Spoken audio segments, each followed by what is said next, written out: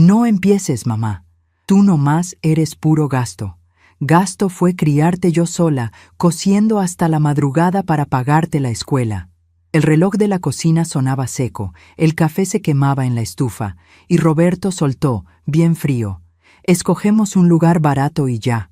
Barata es tu gratitud. Patricia dio un paso, con la voz filosa: la casa es nuestra, aquí no mandas. En ese instante entendí que no era cuidado, era borrarme. Mi mano se fue directo a la caja bajo la cama, y cuando saqué los documentos, sonó el timbre. Mi nombre es Esperanza Morales, tengo 74 años, y durante mucho tiempo creí que mi hija Patricia me amaba de verdad. En esta mañana fría de diciembre en Ciudad de México, había salido a comprar mis medicinas en la farmacia de don Arturo cuando me di cuenta que olvidé mi rebozo. Volví a casa en silencio, usando la llave que siempre llevo conmigo, esperando tomar mi rebozo y continuar mi camino hacia la farmacia. Fue entonces cuando escuché voces que venían de la cocina. Era Patricia conversando con su esposo Roberto, y las palabras que escuché me golpearon como un rayo. Tenemos que mandar a esa vieja al asilo. Ya no aguanto más cuidarla. Solo nos trae problemas y encima no contribuye con nada para la casa. Me quedé parada en el pasillo, sintiendo que mi corazón se partía en 1000 pedazos. 45 años dedicados a criar a esta hija, trabajando como costurera para pagarle sus estudios, cuidándola cuando estaba enferma con remedios caseros que aprendí de mi madre, y ahora yo era solo una carga. Roberto estuvo de acuerdo inmediatamente. Tienes razón, mi amor. Vamos a buscar un lugar barato pronto. No podemos gastar nuestro dinero en ella. Respiré profundo. Tomé mi rebozo en silencio y salí por la puerta de atrás, fingiendo que no había escuchado nada. Decidí no ir más a la farmacia en ese momento. No podría concentrarme en nada más después de lo que acababa de oír. Siempre fui una mujer determinada y trabajadora, características que heredé de mi madre Guadalupe, quien me enseñó a nunca agachar la cabeza ante nadie. Durante los últimos 2 años, desde que mi querido esposo Manuel partió de este mundo, he vivido con Patricia y su familia, aquí en la colonia San Rafael, ayudando con las tareas del hogar y cuidando a mis nietos, Alejandro de 15 años y Ana de 12. Pensé que estaba siendo útil, que mi presencia traía alegría a la casa, pero aparentemente estaba muy equivocada. Patricia siempre fue la hija más ambiciosa. Estudió administración en la universidad, se casó con Roberto, que es gerente en el banco, y yo siempre me sentí muy orgullosa de ella, hasta el día de hoy. Cuando entré a casa algunas horas después, encontré a Patricia preparando la comida como si nada hubiera pasado. Me saludó normalmente. «Hola, mamá, ¿regresaste temprano hoy?»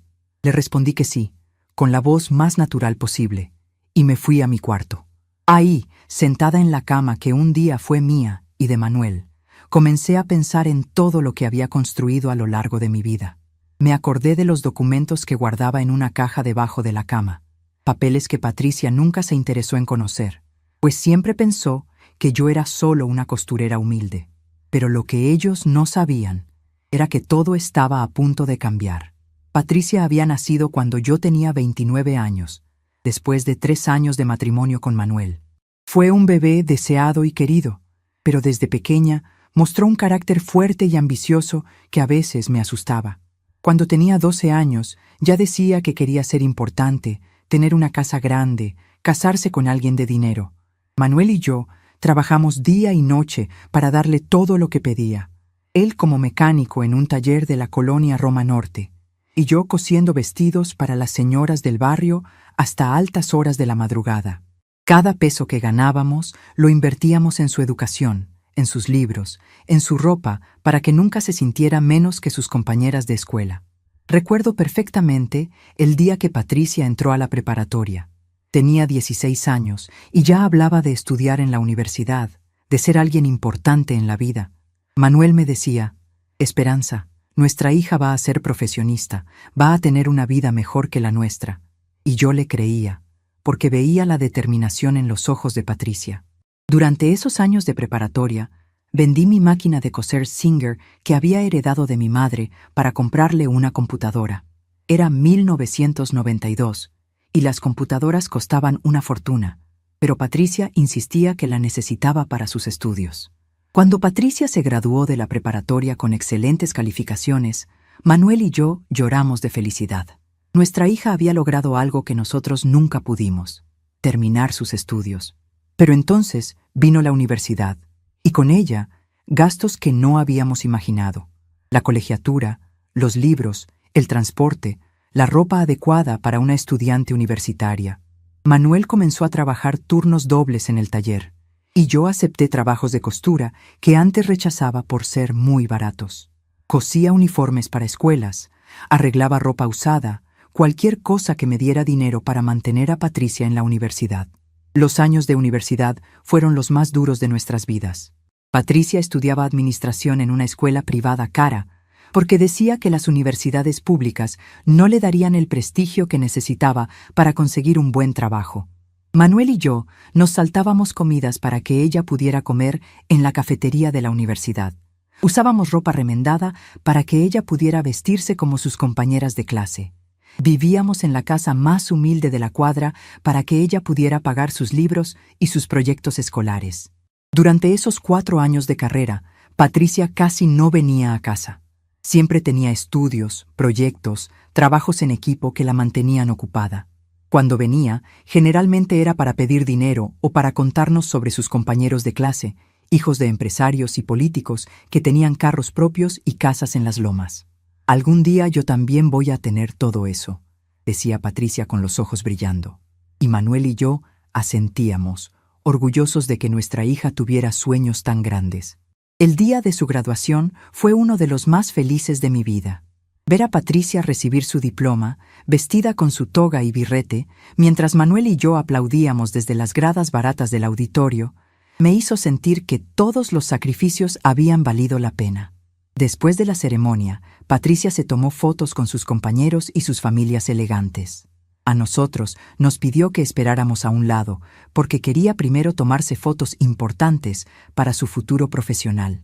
Unos meses después de graduarse, Patricia consiguió trabajo en una empresa de seguros del centro de la ciudad. Su primer sueldo fue mejor de lo que Manuel y yo ganábamos juntos. Con su segundo sueldo, se mudó a un departamento pequeño pero moderno en la colonia Doctores. Decía que necesitaba independizarse, ser una mujer profesional. Manuel y yo entendimos, aunque nos doliera que nuestra única hija ya no viviera con nosotros. Durante los siguientes años, Patricia visitaba menos y menos. Siempre estaba muy ocupada con el trabajo, con cursos de capacitación, con reuniones de negocios. Cuando venía a comer los domingos, hablaba de sus planes de crecimiento profesional, de las oportunidades que tenía en la empresa, de los contactos importantes que estaba haciendo. Manuel y yo la escuchábamos con orgullo, felices de que hubiera logrado tanto. Fue en una de esas comidas dominicales que Patricia nos presentó a Roberto. Era un hombre de 30 años, 2 años mayor que ella, que trabajaba como gerente en una sucursal del Banco Nacional. Venía vestido con traje, llevaba un reloj caro y hablaba con mucha seguridad sobre inversiones y negocios. Patricia estaba enamorada, y nosotros nos alegramos de ver a nuestra hija tan feliz. Roberto parecía ser el tipo de hombre que Patricia siempre había soñado: educado, próspero, ambicioso. El noviazgo duró 2 años, durante los cuales Patricia y Roberto construyeron planes para su futuro juntos. Hablaban de comprar una casa, de tener hijos, de formar una familia sólida. Manuel y yo contribuimos como pudimos para la boda. Vendí las pocas joyas que tenía, incluyendo los aretes de perlas que Manuel me había regalado en nuestro 10º aniversario. Manuel pidió un préstamo en su trabajo. Queríamos que Patricia tuviera la boda que siempre había soñado. La boda se realizó en una iglesia bonita de la colonia Roma, con una recepción en un salón elegante. Patricia se veía hermosa en su vestido blanco que había costado más de lo que Manuel ganaba en 3 meses. Durante la ceremonia, cuando la vi caminar hacia el altar del brazo de Manuel, pensé que todos nuestros sacrificios habían valido la pena. Nuestra hija había conseguido todo lo que quería: educación, profesión, esposo próspero, futuro asegurado. Después de la boda, Patricia y Roberto se fueron de luna de miel a Cancún. Cuando regresaron, compraron una casa de 2 pisos en la colonia San Rafael, en una calle tranquila con árboles y banquetas limpias. Era una casa modesta pero bonita, muy superior a la casita donde Patricia había crecido. Manuel y yo estábamos felices de que nuestra hija hubiera logrado tanto, que tuviera una vida tan diferente a la nuestra. Los primeros años de matrimonio de Patricia fueron prósperos. Roberto fue ascendido en el banco. Patricia también creció en su empresa. Compraron muebles nuevos, un carro, electrodomésticos modernos. Cuando nació Alejandro, su primer hijo, Manuel y yo, fuimos los abuelos más felices del mundo. Cuidábamos al bebé cuando Patricia tenía que trabajar, le llevábamos comida casera, ayudábamos en todo lo que podíamos. 3 años después nació Ana, una niña preciosa de ojos grandes como los de Patricia cuando era pequeña. Con 2 nietos, Manuel y yo sentíamos que nuestra familia estaba completa. Patricia trabajaba medio tiempo para poder cuidar a los niños, pero Roberto ganaba lo suficiente para mantener el estilo de vida que habían construido.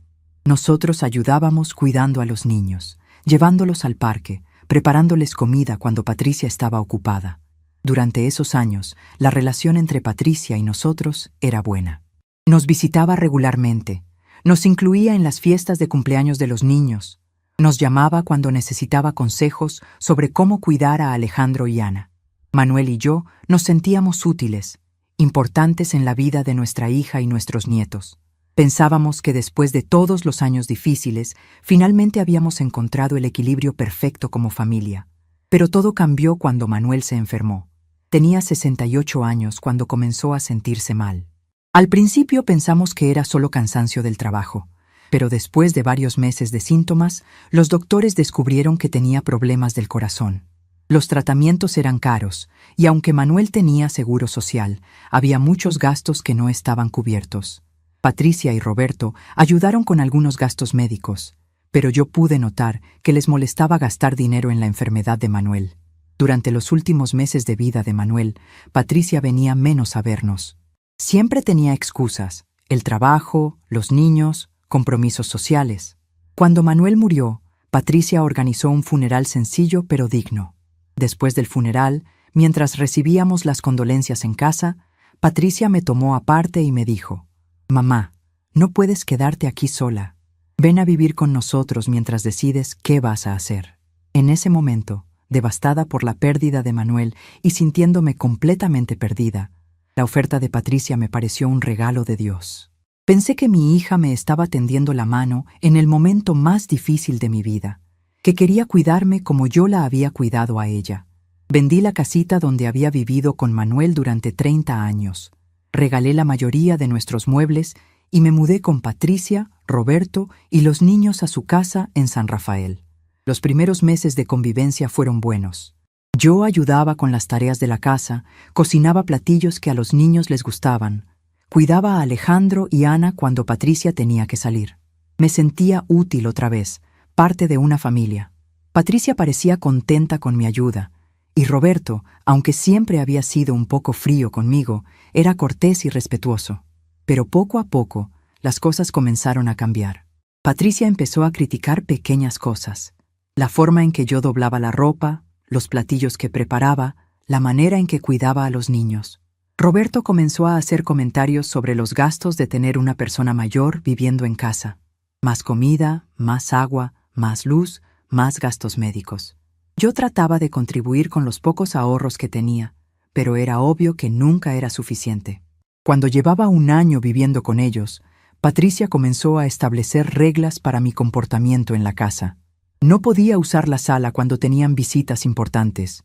No podía cocinar ciertos días de la semana porque el olor de mi comida se quedaba en toda la casa. No podía platicar mucho con los niños sobre los viejos tiempos porque eso los confundía.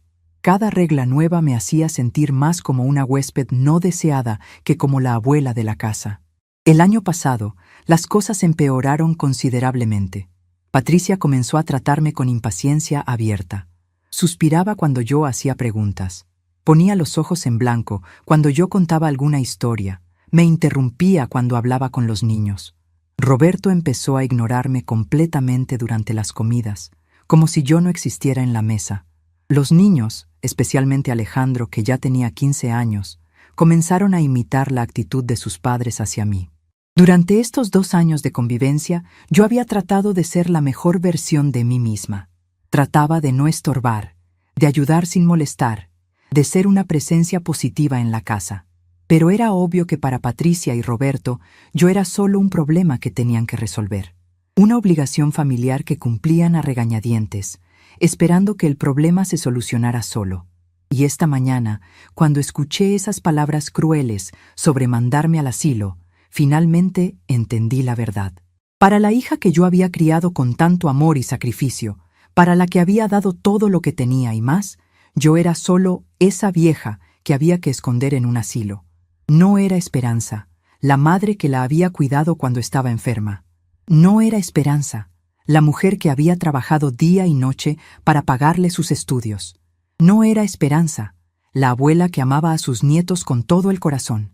Era solo esa vieja que representaba un estorbo en sus vidas prósperas. Pero lo que Patricia y Roberto no sabían, lo que nunca se habían molestado en averiguar, porque nunca les interesó conocer realmente a la mujer con quien vivían, era que esa vieja tenía más recursos y más agallas de los que ellos podrían imaginar. Y ahora, sentada en mi cuarto, organizando los papeles que guardaba en la caja debajo de la cama, una sonrisa fría se formó en mis labios. Durante todos estos años, mientras me dedicaba a cuidar de la familia, había acumulado más de lo que aparentaba. La casita que vendí cuando me vine a vivir con Patricia había sido solo una pequeña parte de mi patrimonio. Manuel y yo, a lo largo de nuestros 30 años de matrimonio, habíamos sido muy cuidadosos con nuestro dinero. Habíamos comprado 3 propiedades pequeñas en el centro de la ciudad que rentábamos a comerciantes. Teníamos cuentas de ahorro en 2 bancos diferentes. Teníamos inversiones en fondos gubernamentales que habían crecido con los años. Lo más irónico de todo era que la casa donde Patricia y Roberto vivían ahora, la casa de la que me querían echar para meterme en un asilo, no la habían comprado con su dinero. La habían comprado con el dinero de la venta de mi casita del centro, más un préstamo que Manuel y yo les habíamos dado cuando se casaron. Un préstamo que nunca habían pagado de vuelta, porque siempre tenían otros gastos más importantes. Técnicamente, yo era dueña del 60% de esta casa, pero nunca había querido hacer valer mis derechos porque pensaba que estábamos en familia. Esa tarde, mientras Patricia preparaba la cena y Roberto veía televisión en la sala, me senté en mi cama a revisar cada uno de mis documentos. Los papeles de las propiedades del centro, los estados de cuenta de mis ahorros, los documentos del préstamo que les había dado para la casa, las escrituras de un pequeño terreno en Xochimilco que había heredado de mi padre y que había mantenido en secreto todos estos años. Cuando sumé todo, me di cuenta de que tenía recursos suficientes para vivir cómodamente por muchos años sin depender de nadie. Podía comprarme mi propia casa, contratar ayuda doméstica si la necesitaba, viajar si quería, hacer todo lo que se me ocurriera.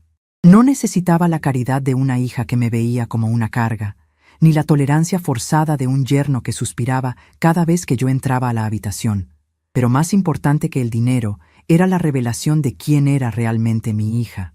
Durante 74 años de vida, había aprendido que las verdaderas intenciones de las personas se revelan cuando piensan que nadie las está viendo. Y hoy había visto las verdaderas intenciones de Patricia. No había amor ahí, no había gratitud, no había siquiera respeto básico. Solo la conveniencia de tener una empleada doméstica gratuita hasta que esa conveniencia se volviera un estorbo. Esa noche, durante la cena, observé a mi familia con ojos nuevos.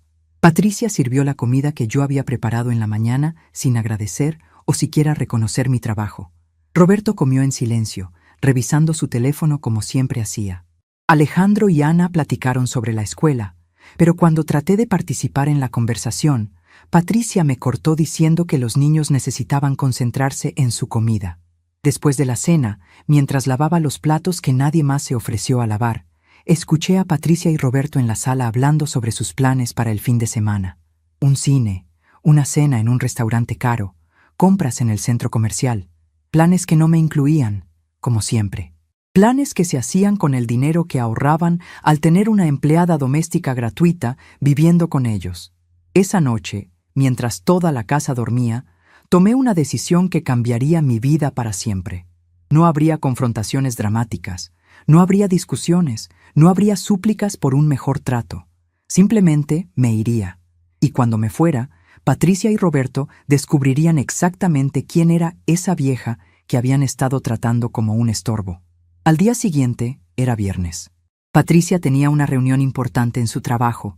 Roberto tenía una comida de negocios, los niños tenían escuela. Sería el día perfecto para comenzar a ejecutar mi plan.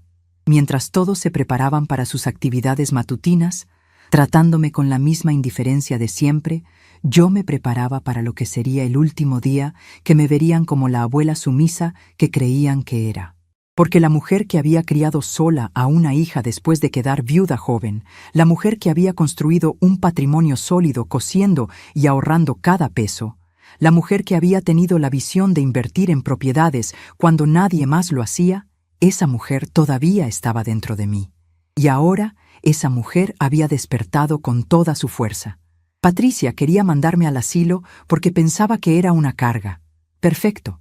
Le iba a dar exactamente lo que quería: mi ausencia. Pero lo que recibiría a cambio sería una lección que nunca olvidaría sobre el precio de tratar mal a las personas que te aman.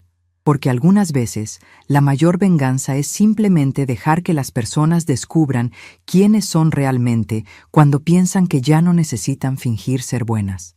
La historia que estaba a punto de comenzar no sería sobre una vieja abandonada buscando compasión. Sería sobre una mujer inteligente y determinada que había decidido reclamar su dignidad y su vida. Y Patricia estaba a punto de descubrir con quién se había estado metiendo durante todos estos años. Los días que siguieron a esa mañana terrible fueron los más difíciles de mi vida. Patricia continuaba actuando normalmente conmigo, pero ahora yo percibía cada pequeña señal de impaciencia, cada suspiro cuando yo hacía preguntas, cada mirada de irritación cuando me tardaba un poco más en el baño. Era como si sus palabras hubieran abierto mis ojos a una realidad que me negaba a ver. Roberto apenas me miraba a los ojos durante las comidas, y cuando lo hacía, era con esa expresión de quien soporta algo solo por obligación. Mis nietos, Alejandro de 15 años y Ana de 12, seguían tratándome con cariño, pero notaba que Patricia los alejaba sutilmente de mí, inventando actividades para que no pasaran mucho tiempo a mi lado. Durante las noches silenciosas, me acordaba de todo lo que había sacrificado por esta familia. Cuando Patricia era pequeña y Manuel trabajaba como mecánico, yo cosía hasta la madrugada para pagarle sus clases de inglés e informática. Recordaba el día que vendí mi única joya valiosa, un anillo de oro que había pertenecido a mi madre Guadalupe, para comprar material escolar cuando Patricia entró a la universidad. Recordaba las veces que la cuidé cuando estaba enferma, pasando noches en claro haciendo té de manzanilla y poniendo paños húmedos en su frente. Y ahora, cuando yo más necesitaba cariño y comprensión, descubría que me veían solo como un estorbo. Mi corazón dolía profundamente, pero algo dentro de mí comenzó a endurecerse, como si una fuerza interior estuviera despertando. Una mañana, mientras Patricia salía a trabajar en su empresa de seguros, decidí revisar los documentos que guardaba desde hacía tantos años. Me senté en el piso de mi cuarto y abrí la caja de papeles que Manuel siempre me pidió que guardara con cuidado. Encontré la escritura de las 3 propiedades del centro de la ciudad, los mismos inmuebles que Patricia nunca supo que existían. Manuel había puesto los inmuebles a mi nombre años atrás, cuando descubrió que yo era mejor con las cuestiones burocráticas que él. También encontré documentos de un pequeño terreno en Xochimilco que había heredado de mi padre, además de libretas de ahorro que había olvidado completamente. Patricia siempre pensó que yo era solo una mujer humilde sin propiedades, porque nunca demostré interés en hablar sobre dinero o bienes materiales. Después de todo, lo importante siempre fue el amor de la familia. Mientras hojeaba cada documento, sentía una mezcla de tristeza y determinación creciendo dentro de mi pecho. Me di cuenta de que durante todos estos años, mientras me dedicaba a cuidar de la familia, había acumulado más recursos de los que imaginaba. Las propiedades del centro que había heredado de papá, ubicadas cerca del Zócalo, se habían revalorizado mucho con el tiempo. Los ahorros que juntaba cosiendo a lo largo de décadas estaban generando intereses en cuentas que apenas revisaba. Y la contribución que había dado para la casa donde Patricia planeaba meterme en un asilo era, en realidad, más de la mitad del valor del inmueble. Esa tarde silenciosa, mientras organizaba los papeles sobre la cama, una decisión comenzó a formarse en mi mente, y en ese momento, algo dentro de mí finalmente se rompió.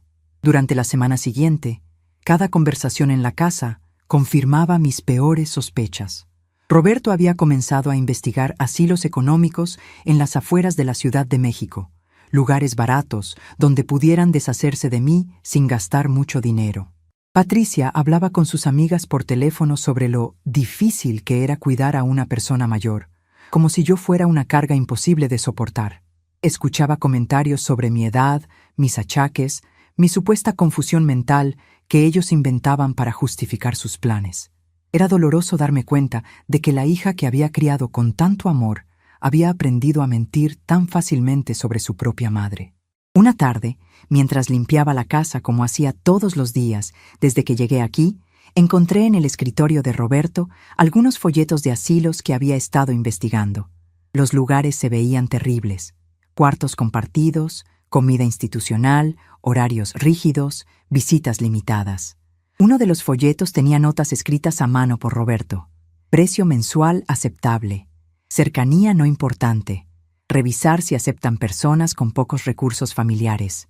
Era obvio que no se trataba de encontrar un lugar digno para que yo viviera mis últimos años, sino de encontrar el depósito más barato donde pudieran olvidarse de mí para siempre. Esa noche, después de que todos se fueron a dormir, me quedé despierta recordando cada momento significativo de mi vida con Patricia. Recordé el día que nació, pequeñita y perfecta, llorando en mis brazos en el Hospital de la Raza. Recordé sus primeros pasos en el patio de nuestra casita del centro, caminando hacia Manuel que la esperaba con los brazos abiertos. Recordé su primer día de escuela, con su uniforme nuevo y su mochila, nerviosa pero emocionada por aprender. Recordé las noches que se desvelaba estudiando para sus exámenes de la universidad, y cómo yo le llevaba café y pan dulce para que no se durmiera. También recordé los momentos difíciles que pasamos juntas. La vez que Patricia se enfermó de neumonía a los 8 años y yo dormí en una silla junto a su cama durante una semana, cuidándola día y noche hasta que se recuperó. La vez que llegó llorando de la escuela porque unas compañeras se burlaron de su ropa humilde, y cómo Manuel y yo trabajamos turnos extras para comprarle ropa nueva. La vez que tuvo su primer desamor a los 17 años y se encerró en su cuarto por días, negándose a comer, hasta que yo logré convencerla de que el mundo no se acababa por un muchacho tonto. Durante todos esos años, Patricia había sido mi mundo. Después de 3 abortos espontáneos que habían roto mi corazón en pedazos, cuando finalmente nació sana y fuerte, sentí que Dios me había dado el regalo más grande de mi vida. Manuel y yo la adorábamos, pero siempre traté de no malcriarla, de enseñarle valores, de mostrarle la importancia del trabajo y la honestidad. Aparentemente, esas lecciones no habían funcionado como yo esperaba. El viernes por la mañana, mientras Patricia se arreglaba para ir al trabajo, decidí hacer algo que no había hecho en años. Salí a caminar por el barrio sin avisar a dónde iba. Caminé por las calles de la colonia San Rafael que había llegado a conocer bien durante estos 2 años, observando las casas bonitas, las familias que parecían felices, los ancianos que caminaban tranquilos tomados de la mano de sus esposos.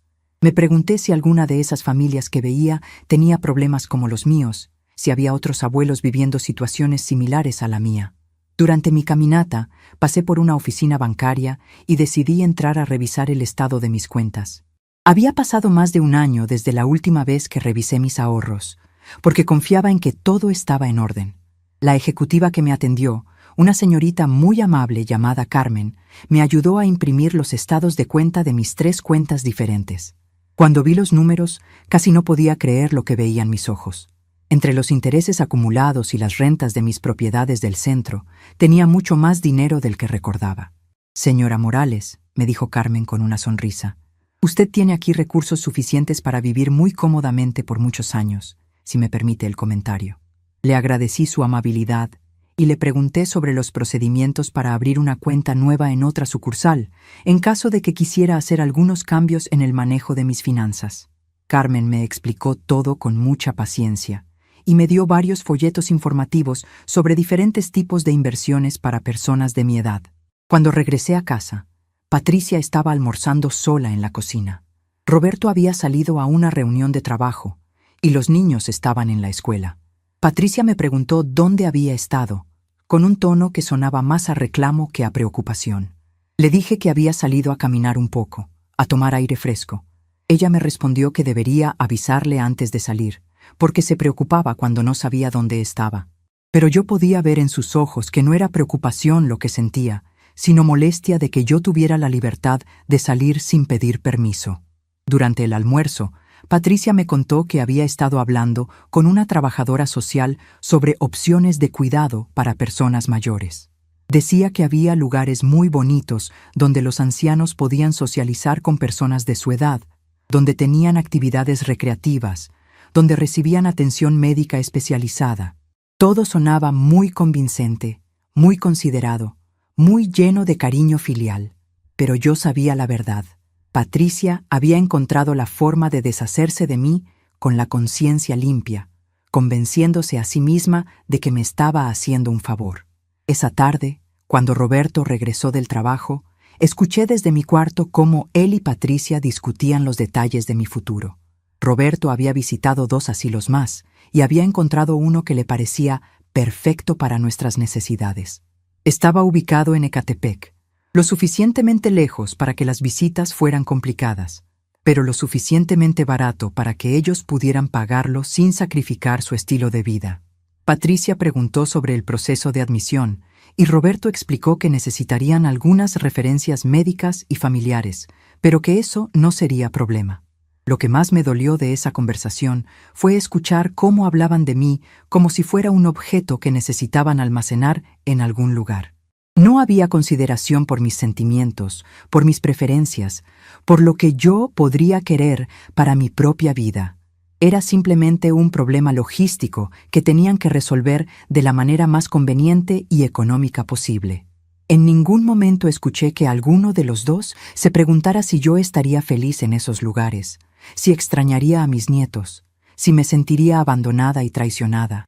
El sábado por la mañana, mientras toda la familia desayunaba junta como hacíamos los fines de semana, Alejandro mencionó que su maestra les había dejado una tarea sobre la historia familiar.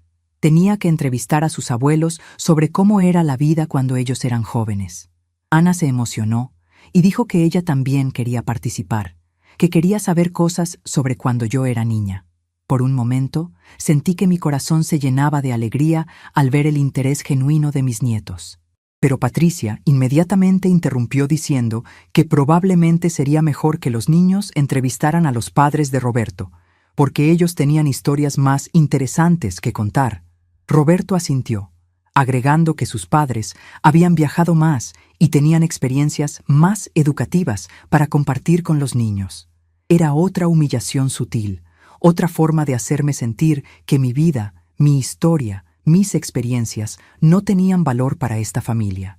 Alejandro protestó un poco, diciendo que quería escuchar las historias de la abuela Esperanza también, pero Patricia fue firme en su decisión. Ana se veía confundida, sin entender por qué no podía entrevistar a la abuela que vivía en su propia casa. Yo sonreí y les dije que estaba bien, que podían hacer la tarea con sus otros abuelos, pero por dentro sentía una tristeza profunda al ver cómo Patricia estaba sistemáticamente eliminando mi presencia de la vida de mis propios nietos. Durante el resto del fin de semana, observé cada interacción familiar con nuevos ojos. Vi cómo Patricia y Roberto tomaban decisiones sobre los niños sin consultarme, aunque yo había sido maestra durante muchos años antes de dedicarme completamente a la costura.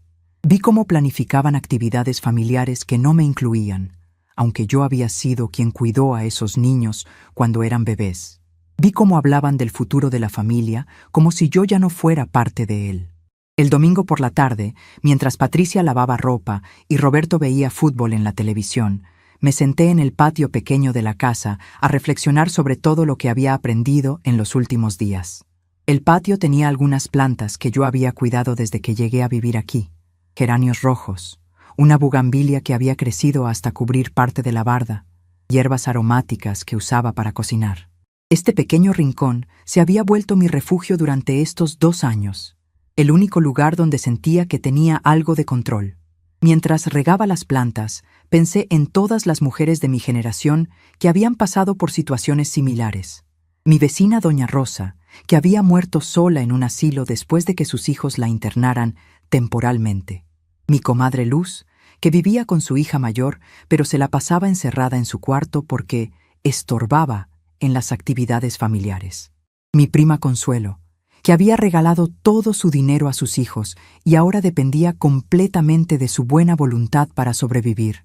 Todas nosotras habíamos cometido el mismo error: confundir el amor con el sacrificio total.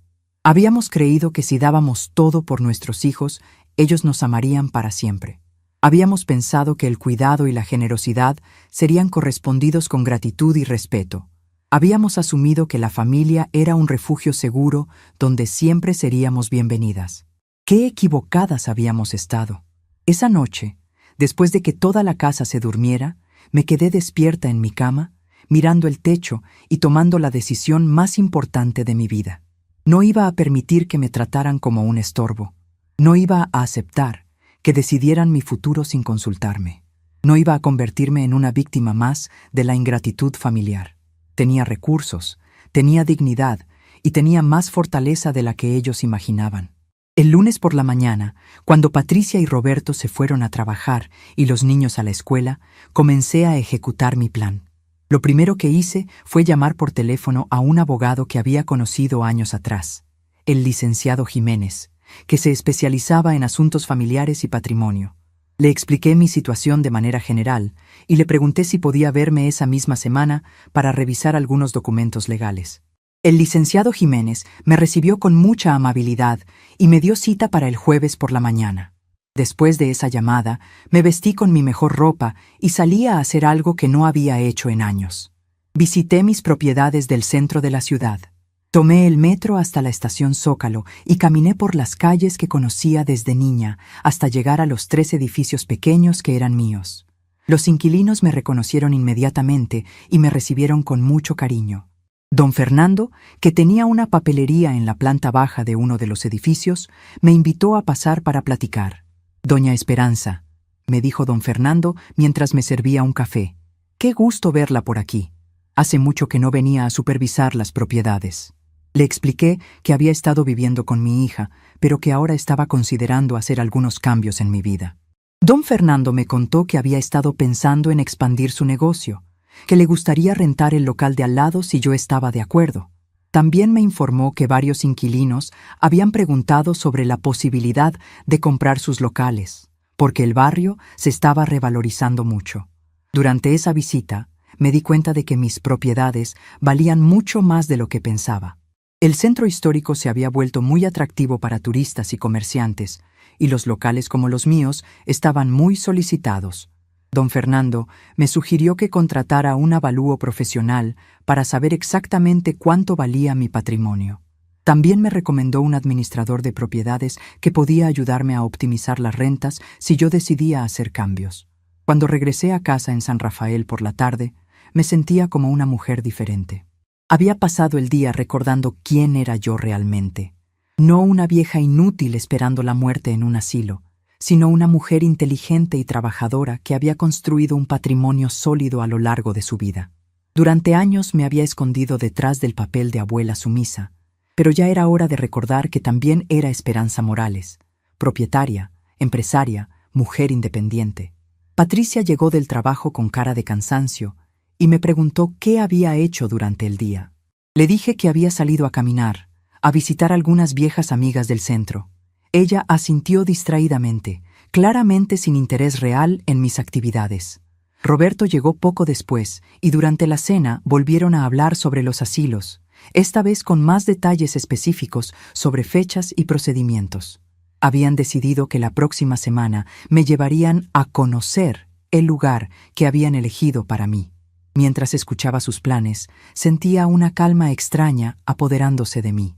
Ya no me dolían sus palabras, ya no me lastimaba su indiferencia. Simplemente estaba registrando información que me sería útil para tomar mis propias decisiones. Patricia y Roberto podían seguir planeando mi futuro como si yo fuera un objeto sin voluntad, pero pronto descubrirían que esa vieja que querían esconder en un asilo tenía planes muy diferentes para su propia vida. Esa noche, antes de dormir, escribí una lista de todo lo que tenía que hacer durante el resto de la semana. Visita al abogado para revisar mis documentos legales. Visita al banco para reorganizar mis cuentas.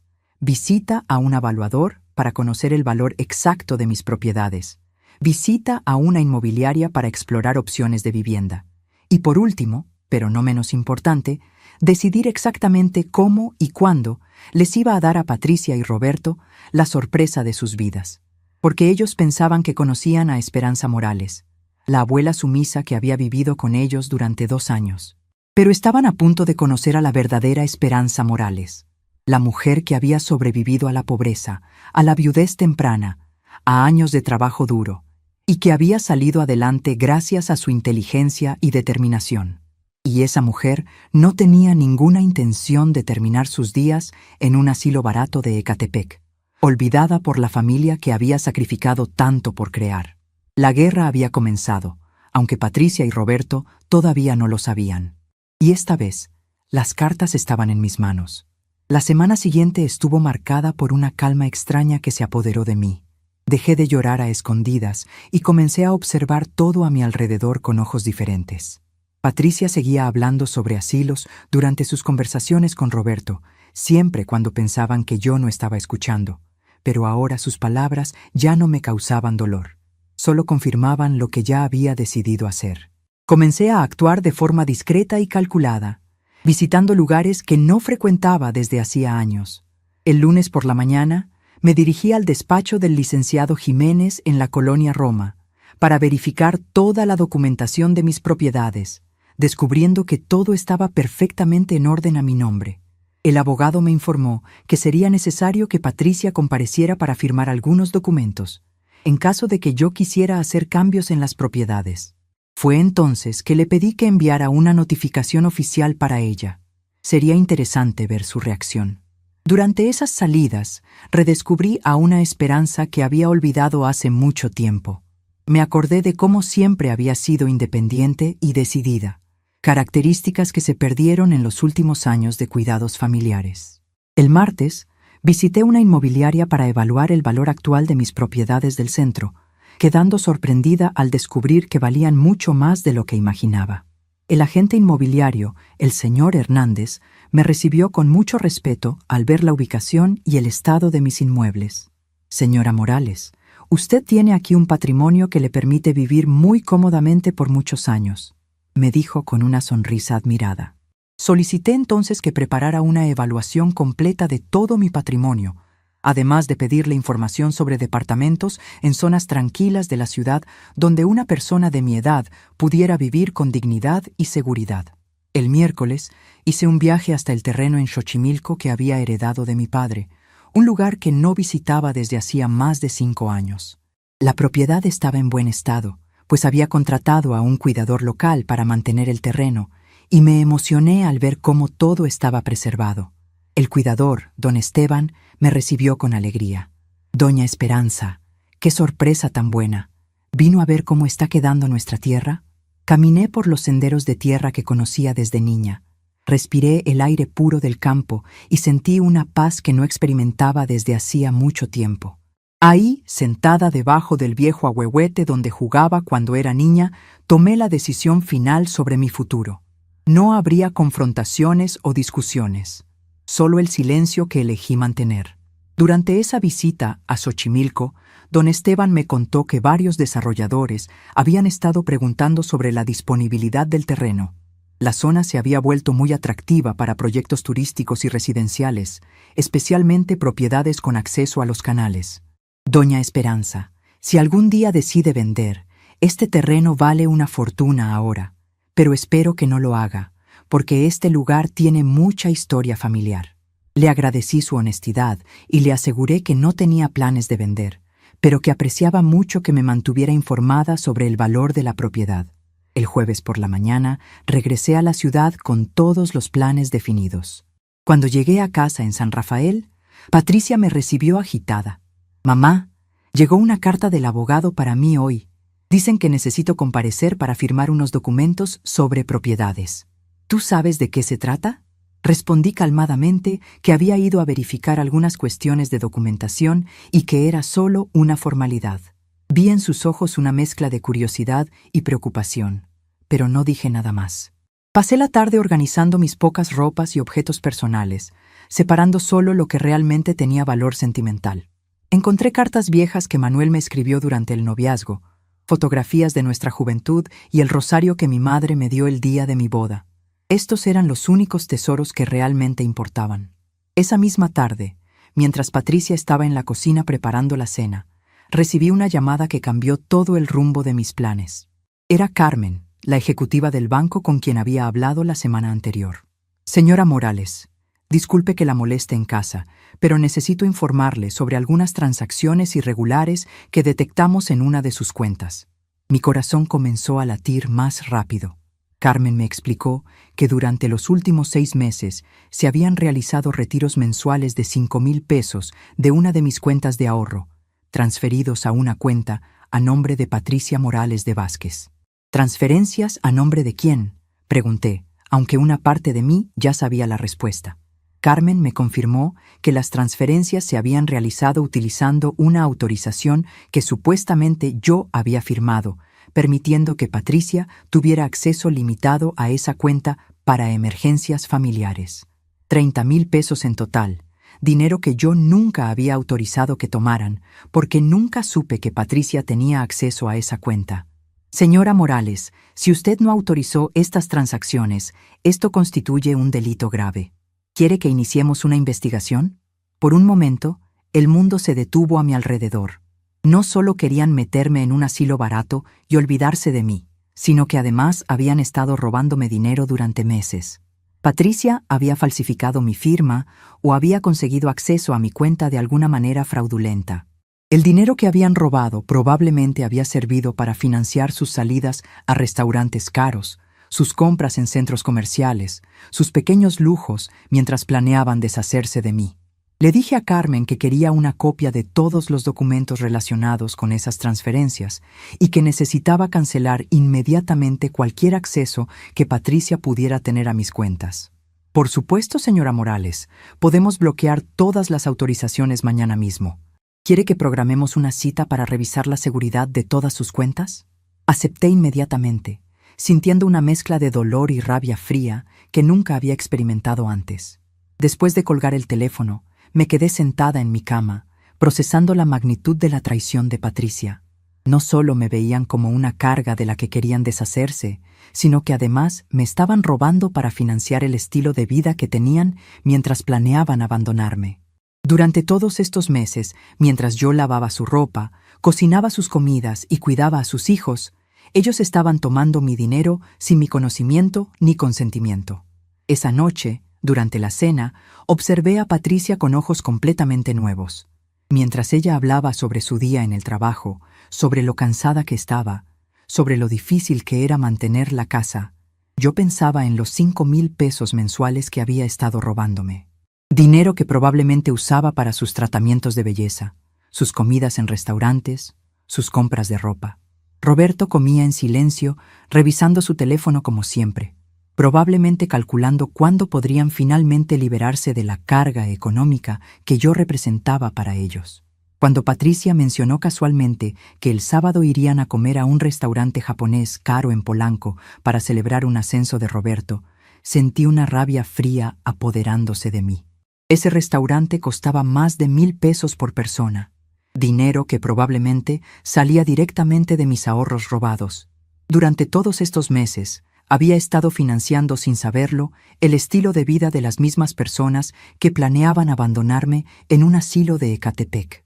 El viernes por la mañana, mientras Patricia se preparaba para ir al trabajo, tomé una decisión que cambiaría todo para siempre. Me vestí con mi mejor conjunto, un vestido azul marino que había usado en la boda de Patricia años atrás, y salí de casa más temprano de lo habitual. Mi primera parada fue el banco, donde Carmen me tenía preparados todos los documentos sobre las transferencias fraudulentas. Las evidencias eran claras. Patricia había falsificado mi firma en varios documentos para obtener acceso a mi cuenta. Señora Morales, me dijo Carmen mientras revisábamos los papeles, esto es fraude bancario. Su hija podría enfrentar cargos criminales muy serios. Le pedí que cancelara inmediatamente todos los accesos que Patricia tenía a mis cuentas y que transfiriera todos mis fondos a un banco diferente. También solicité que me prepararan un reporte completo de todas las transacciones irregulares, con fecha y monto exacto de cada robo. Carmen me aseguró que todo estaría listo antes del final del día. Mi siguiente parada fue el despacho del licenciado Jiménez, donde le mostré las evidencias del fraude bancario que Patricia había cometido. El abogado revisó los documentos con expresión seria.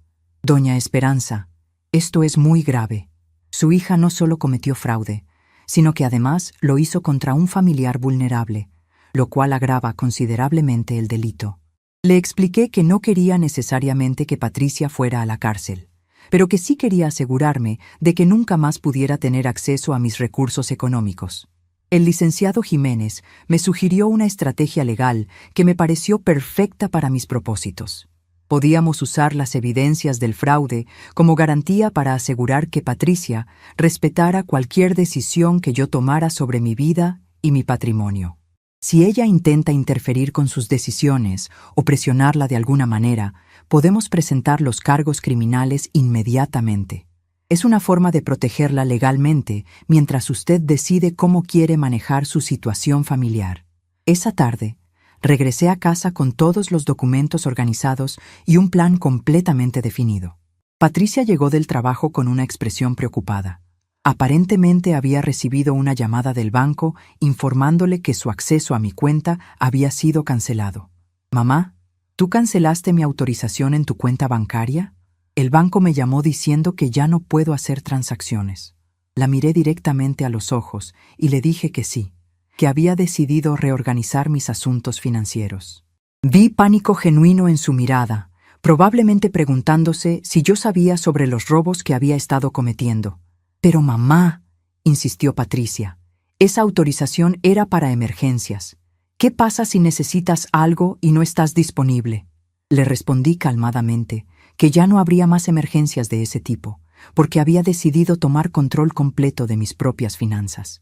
Roberto llegó poco después, y noté cómo Patricia le susurró algo al oído. Durante la cena, ambos estaban más silenciosos de lo habitual, intercambiando miradas preocupadas cuando pensaban que yo no estaba viendo. Después de la cena, mientras lavaba los platos, escuché a Patricia y Roberto hablando en voz baja en la sala. No pude escuchar todo, pero capté frases como «tiene que haber descubierto algo» y «necesitamos acelerar los planes del asilo». Era obvio que se estaban dando cuenta de que su víctima sumisa había comenzado a defenderse, y eso los tenía muy preocupados. Esa noche, mientras toda la casa dormía, terminé de organizar los últimos detalles de mi plan. Había contactado a una empresa de mudanzas discretas para que recogieran mis pertenencias el lunes por la mañana, cuando Patricia y Roberto estuvieran en el trabajo y los niños en la escuela. Había arrendado un departamento hermoso en la colonia Doctores, cerca de mis propiedades del centro, donde podría vivir independientemente con toda la comodidad que mis recursos me permitían. También había preparado cartas individuales para Alejandro y Ana, explicándoles que los amaba mucho, pero que necesitaba vivir en un lugar donde me sintiera respetada y valorada. Les aseguré que siempre podrían visitarme en mi nuevo hogar y que esperaba que cuando fueran mayores entendieran por qué había tomado esta decisión. Para Patricia y Roberto había preparado una carta diferente. Una carta que incluía copias de todas las evidencias del fraude bancario y una explicación clara de las consecuencias legales que enfrentarían si intentaban interferir con mi nueva vida. El sábado amaneció soleado y yo ya estaba despierta desde las 5 de la mañana, finalizando los últimos preparativos de mi partida. Durante el desayuno, Patricia anunció que ella y Roberto habían decidido adelantar la visita al asilo de Ecatepec. «Mamá, conseguimos una cita para el lunes en la mañana. Es un lugar muy bonito. Vas a ver que te va a gustar mucho». Roberto asintió, agregando que habían hablado con la directora y que había disponibilidad inmediata si yo me adaptaba bien al lugar. Los escuché hacer sus planes con una sonrisa interna. Para el lunes en la mañana, cuando llegaran a casa para llevarme a conocer mi futuro hogar en el asilo barato de Ecatepec, Encontrarían la casa vacía y una carta que les explicaría exactamente quién había sido realmente la mujer que habían estado tratando como basura durante todos estos años. El domingo fue mi último día completo en esa casa. Pasé la mañana observando cada rincón donde había vivido durante 2 años, recordando los momentos buenos y malos que había experimentado ahí. Por la tarde, mientras Patricia y Roberto llevaban a los niños a un centro comercial, hice mis últimas llamadas telefónicas para confirmar todos los detalles de mi mudanza. Don Esteban, el cuidador de mi terreno en Xochimilco, me había conseguido el contacto de su sobrino Miguel, un joven responsable que trabajaba como chofer independiente. Miguel me ayudaría con el transporte de mis pertenencias y me acompañaría durante los primeros días en mi nuevo departamento, hasta que yo me sintiera completamente cómoda con mi nueva independencia. Esa última noche, mientras cenábamos en familia por última vez, observé cuidadosamente cada rostro alrededor de la mesa. Alejandro y Ana hablaban con entusiasmo sobre una película que habían visto en el cine, completamente ajenos a los planes que sus padres tenían para mí. Patricia y Roberto seguían discutiendo en voz baja los detalles logísticos del asilo, calculando costos y horarios de visita, como si estuvieran planeando depositar un mueble viejo en una bodega. Durante toda la cena mantuve una expresión serena y cooperativa, asintiendo cuando Patricia me explicaba lo conveniente que sería para mí vivir en un lugar con cuidado especializado. Roberto agregaba comentarios sobre lo tranquilo que sería para mí no tener que preocuparme por las responsabilidades de mantener una casa. Ambos hablaban como si me estuvieran haciendo el favor más grande del mundo, cuando en realidad solo querían liberarse de mí de la manera más barata posible. Después de la cena, mientras Patricia veía televisión en la sala y Roberto revisaba unos documentos del trabajo, subí a mi cuarto por última vez como habitante de esa casa. Revisé cada cajón para asegurarme de que no olvidaba nada importante. Encontré una fotografía vieja de Patricia cuando tenía 5 años, sonriendo sin dientes mientras me abrazaba en el patio de nuestra casa del centro. Por un momento, sentí una punzada de nostalgia por la niña inocente que había sido mi hija, antes de convertirse en la mujer ambiciosa y sin escrúpulos que era ahora. Guardé la fotografía en mi bolsa, junto con los documentos legales y las evidencias del fraude bancario. Mañana, cuando Patricia y Roberto descubrieran mi ausencia y leyeran mi carta, entenderían finalmente quién había sido realmente la mujer que habían estado tratando como una carga. Descubrirían que esa vieja que querían esconder en un asilo tenía más recursos, más inteligencia y más dignidad de la que ellos habían imaginado jamás. Pero lo más importante de todo era que yo había redescubierto mi propia fuerza. Durante 74 años de vida, había sobrevivido a la pobreza, a la viudez temprana, a años de trabajo duro, y había salido adelante gracias a mi determinación y mi capacidad de adaptación. Esas mismas cualidades que me habían permitido criar sola a una hija y construir un patrimonio sólido, ahora me permitirían comenzar una nueva vida llena de dignidad y respeto propio. La transformación estaba completa. La mujer sumisa, que había aceptado durante 2 años ser tratada como una carga, había desaparecido para siempre. En su lugar había resurgido Esperanza Morales, la mujer independiente y determinada que siempre había sido. Y mañana, Patricia y Roberto descubrirían las consecuencias de haber subestimado a la persona equivocada. El lunes amaneció despejado, y yo ya estaba despierta desde las 4 de la mañana, organizando los últimos detalles de mi nueva vida. La noche anterior, mientras Patricia y Roberto dormían tranquilos creyendo que tenían todo bajo control, escribí 3 cartas que cambiarían para siempre la dinámica de esta familia. La primera era para mis nietos, Alejandro y Ana, explicándoles con palabras sencillas pero honestas por qué la abuela había decidido irse a vivir sola. La segunda era para Patricia y Roberto, una carta que incluía copias de todas las evidencias del fraude bancario y las consecuencias legales que enfrentarían si intentaban buscarme o interferir con mi nueva vida. La tercera era una carta general, dejando claro que mi decisión era definitiva y que no había vuelta atrás. A las 7 de la mañana, cuando Patricia y Roberto se preparaban para ir al trabajo sin sospechar nada, llamé discretamente a Miguel, el sobrino de don Esteban, quien llegó puntualmente con una camioneta pequeña para ayudarme con mis pertenencias. Había empacado solo lo esencial: mis documentos importantes, algunas fotografías familiares, mis medicinas, ropa suficiente para varias semanas y los pocos objetos que tenían valor sentimental real. Todo cabía perfectamente en 2 maletas y una caja pequeña. Era sorprendente lo poco que realmente necesitaba de todo lo que había acumulado durante 74 años de vida. Mientras Miguel cargaba mis cosas en la camioneta, yo caminé por última vez por la casa donde había vivido durante 2 años. Toqué las plantas del patio que había cuidado con tanto esmero. Observé la cocina donde había preparado cientos de comidas para esta familia. Miré el comedor donde habíamos compartido tantas cenas silenciosas, llenas de tensión. No sentía tristeza, solo una extraña sensación de liberación, como si estuviera dejando atrás una prisión que había confundido con un hogar. A las 8:30, cuando estaba segura de que Patricia y Roberto ya habían salido al trabajo y los niños estaban en la escuela, dejé las 3 cartas sobre la mesa del comedor, junto con las llaves de la casa y una copia de todos los documentos que comprobaban que yo había contribuido con más de la mitad del valor de esta propiedad cuando Patricia y Roberto la compraron. No era venganza, era simplemente la verdad. Ellos descubrirían que la mujer que querían esconder en un asilo barato era, en realidad, copropietaria de la casa donde vivían. El viaje hasta mi nuevo departamento en la colonia Doctores duró apenas 30 minutos, pero se sintió como un viaje a una vida completamente diferente. Miguel me ayudó a subir mis pertenencias al 2º piso del edificio, un inmueble modesto pero bien mantenido, con portero de día y medidas de seguridad adecuadas para una mujer de mi edad. El departamento tenía 2 recámaras, una cocina integral, una sala pequeña pero cómoda, y lo más importante, una terraza con vista a los árboles de la calle donde podría tener mis propias plantas sin pedirle permiso a nadie. Durante las primeras horas en mi nuevo hogar, experimenté una sensación de paz que no había sentido en años. Desempaqué mis pocas pertenencias lentamente, colocando cada objeto exactamente donde quería que estuviera.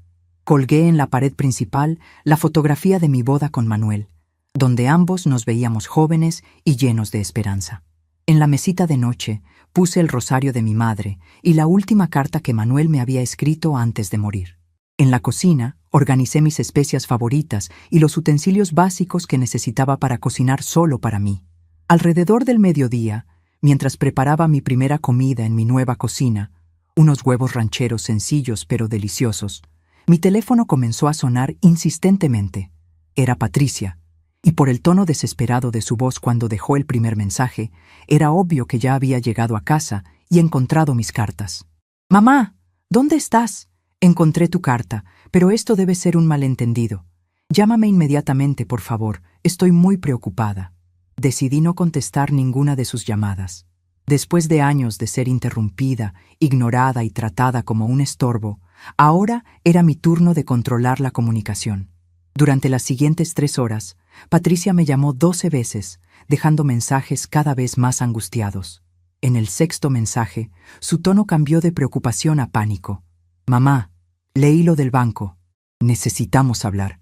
Hay cosas que puedo explicar. Por favor, dime dónde estás». En el 8º mensaje, Roberto también había llegado a casa, porque escuché su voz de fondo diciéndole a Patricia qué decir. «Mamá, Roberto dice que podemos resolver todo esto. No necesitas vivir sola. Podemos olvidar lo del asilo y buscar otra solución. Solo dinos dónde estás para ir a buscarte».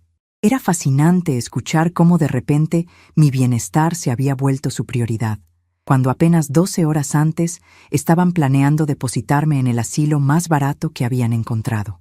En el 10º mensaje, el tono había cambiado completamente a súplica desesperada.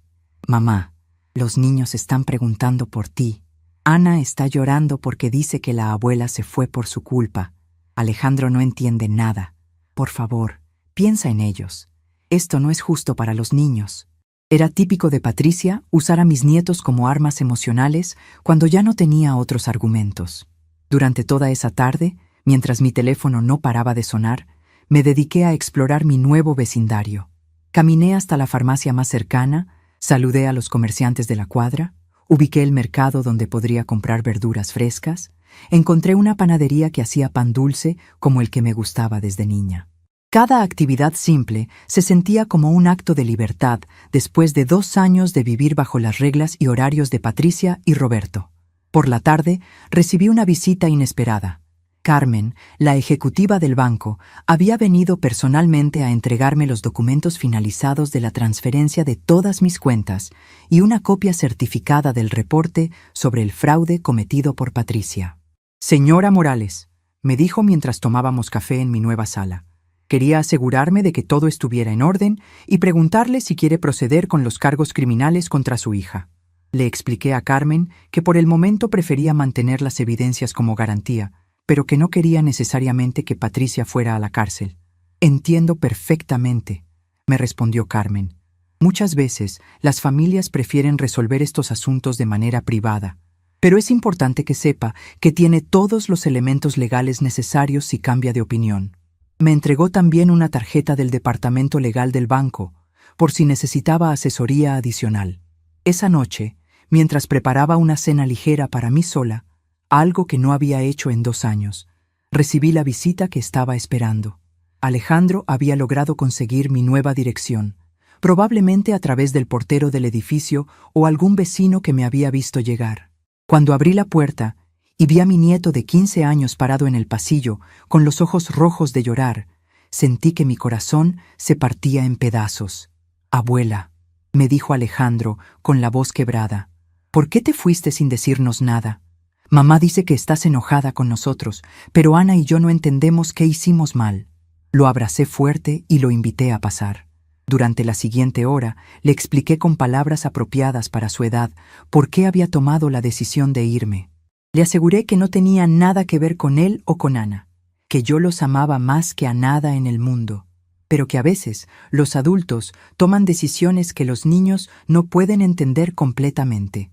«¿Pero por qué mamá está tan asustada?», me preguntó Alejandro. «Está llorando desde que llegó a casa y papá está muy enojado.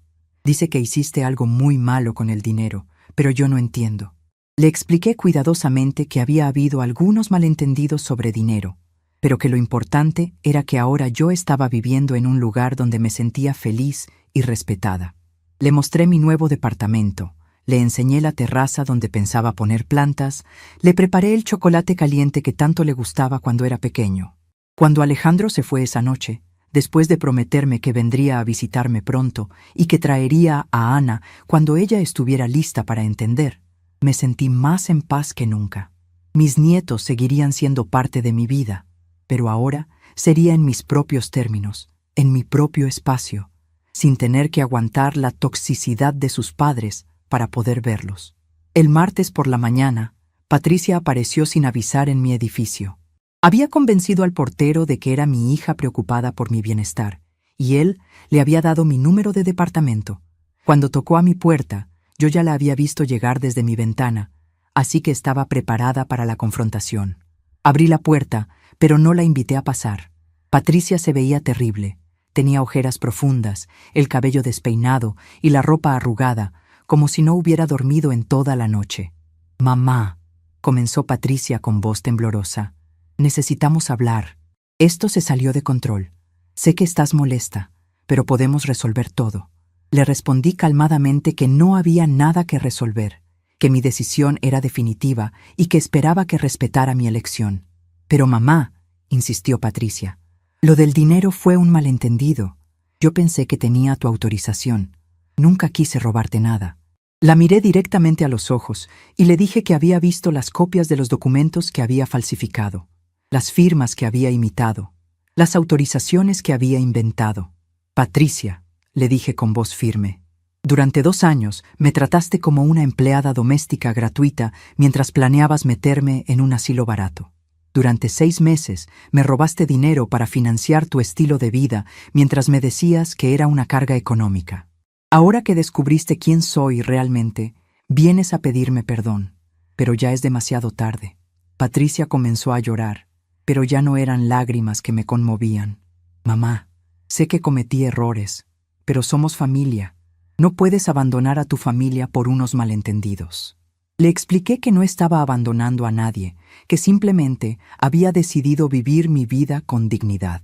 Tú me abandonaste a mí primero, le dije, cuando decidiste que era un estorbo del que había que deshacerse. Yo solo estoy tomando el control de mi propia vida. Durante esa conversación en el pasillo de mi edificio, Patricia intentó todas las manipulaciones emocionales que conocía.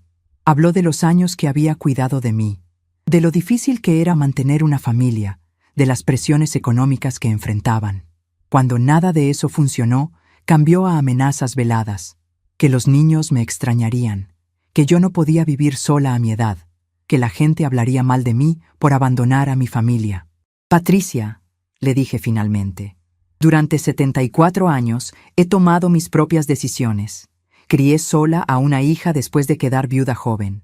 Construí un patrimonio sólido con trabajo y dedicación. Sobreviví a la pobreza, a la enfermedad, a la soledad. No necesito que una mujer que me robaba dinero mientras planeaba meterme en un asilo me diga cómo vivir mi vida. La dejé en el pasillo, cerré mi puerta y puse el seguro. Durante las siguientes semanas, Patricia y Roberto intentaron diferentes estrategias para convencerme de regresar. Primero, enviaron a los niños con cartas escritas a mano pidiendo que volviera a casa. Después Roberto vino solo, tratando de apelar a mi sentido de responsabilidad familiar. Luego Patricia trajo a una trabajadora social que supuestamente estaba preocupada por mi bienestar viviendo sola. Cada intento fue más desesperado que el anterior, pero yo había encontrado una rutina que me hacía feliz. Despertaba cuando quería, desayunaba lo que se me antojaba, salía a caminar sin pedir permiso, visitaba mis propiedades del centro cuando tenía ganas, leía en mi terraza por las tardes, cocinaba solo lo que me gustaba. Don Esteban venía a visitarme los fines de semana, trayéndome verduras frescas de Xochimilco y noticias sobre cómo estaba el terreno.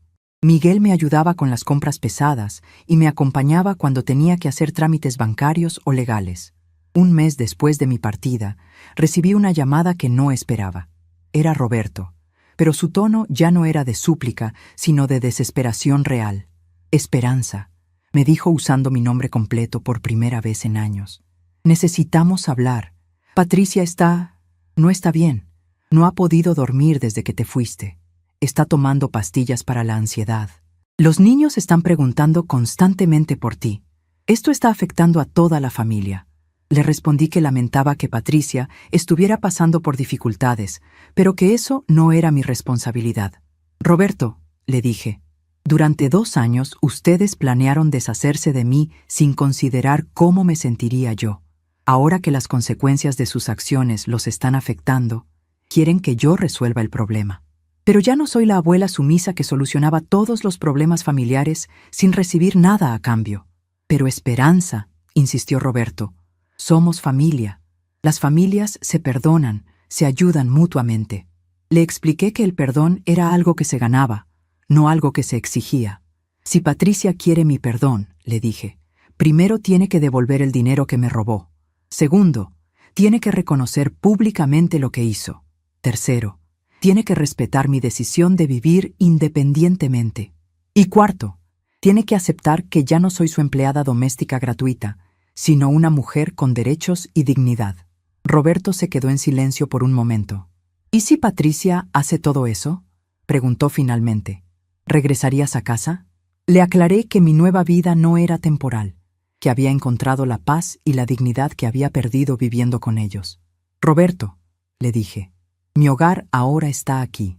Patricia y tú pueden ser parte de mi vida si aprenden a tratarme con respeto, pero ya nunca volveré a ser la abuela conveniente que cuida la casa mientras ustedes planean cómo deshacerse de mí. 2 semanas después de esa llamada, Patricia apareció en mi departamento con una actitud completamente diferente. Venía vestida humildemente, sin maquillaje, con una expresión que yo no veía desde que era niña. Genuina humildad. Cargaba una caja grande que resultó contener todos los documentos financieros relacionados con el dinero que me había robado, además de un cheque por la cantidad completa más intereses. «Mamá», me dijo Patricia con voz quebrada, «vengo a devolverte todo lo que tomé sin tu permiso. Sé que no hay excusa para lo que hice. Sé que no hay justificación para cómo te traté. Solo quiero que sepas que he estado yendo a terapia psicológica, tratando de entender por qué hice cosas tan terribles contra la persona que más me amó en la vida. Por primera vez en meses, invité a Patricia a pasar a mi departamento.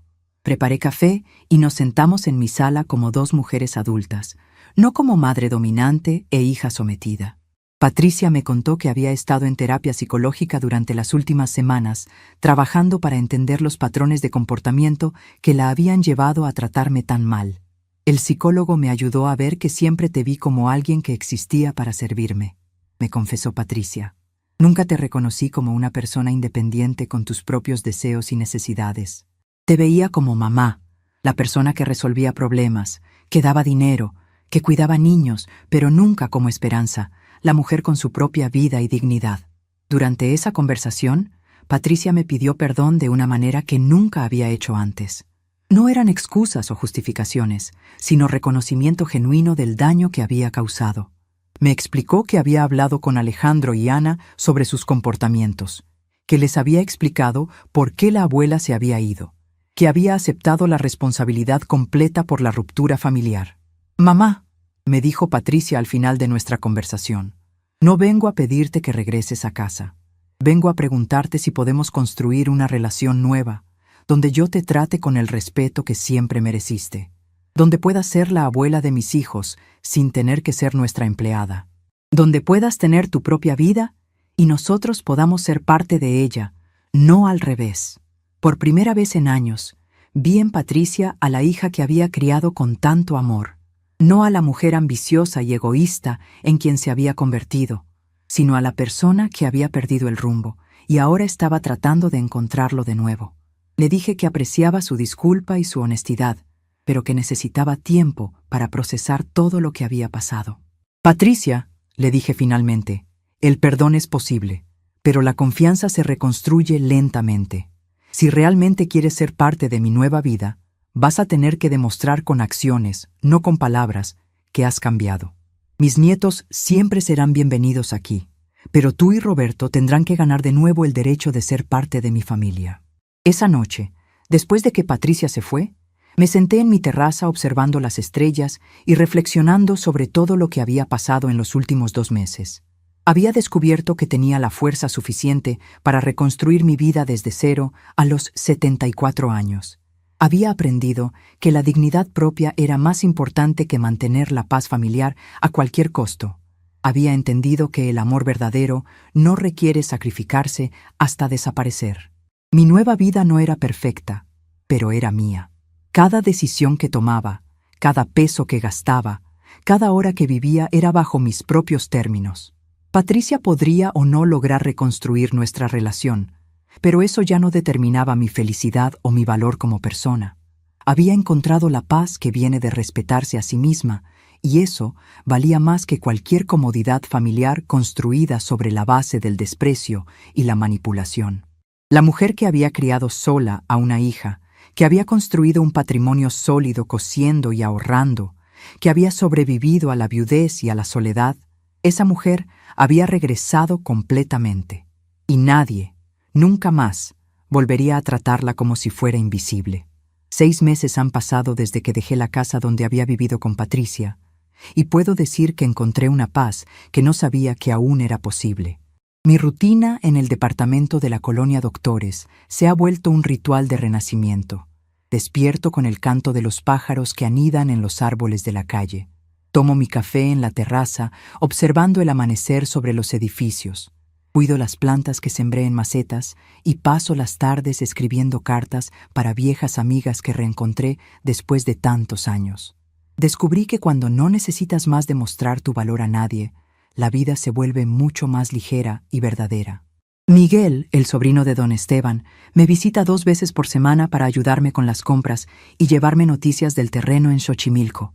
Don Esteban mismo viene los domingos, trayéndome verduras frescas y flores que corta especialmente para mí.